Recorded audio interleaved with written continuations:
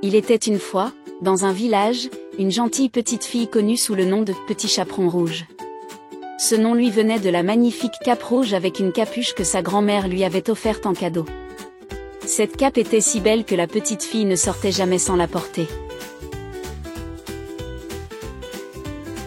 Un jour, sa mère lui prépara un panier. « Ta grand-mère est malade, dit-elle. Peux-tu lui apporter ses provisions ? Mais fais attention dans la forêt et ne parle pas aux étrangers. » Le petit chaperon rouge se mit en route vers la maison de sa grand-mère. En chemin, elle fut attirée par les fleurs colorées. « Si je cueille un bouquet pour ma grand-mère, cela lui fera plaisir, pensa-t-elle. Mais en cueillant les fleurs, elle ne se rendit pas compte du temps qui passait. Soudain, un grand loup surgit de derrière un petit buisson. « Bonjour, petite fille, dit le loup d'une voix douce mais sournoise. Tu profites de cette belle journée ? » Le petit chaperon rouge répondit poliment, « Oui. » Cependant, elle se rappela de l'avertissement de sa mère et ne donna pas trop de détails. Grâce à sa ruse, le loup réussit à découvrir où elle allait. « La maison de ta grand-mère ? Je connais le chemin le plus court, dit-il. Laisse-moi passer devant pour t'aider. »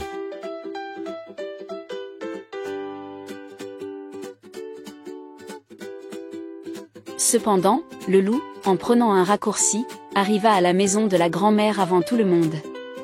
Il frappa à la porte et dit d'une voix douce, « C'est moi, votre petite fille. » La grand-mère, sans se méfier de la voix du loup, ouvrit la porte.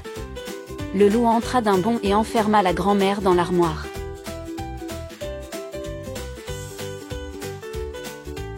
Ensuite, il mit ses vêtements et se coucha dans le lit, astérisque astérisque. Peu de temps après, le petit chaperon rouge arriva à la chaumière.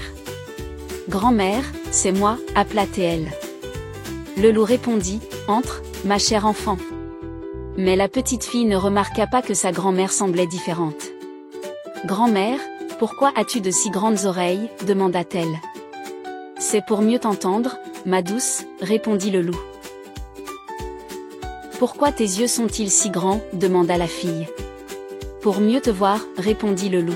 « Et pourquoi tes dents sont-elles si pointues ?» demanda-t-elle, surprise.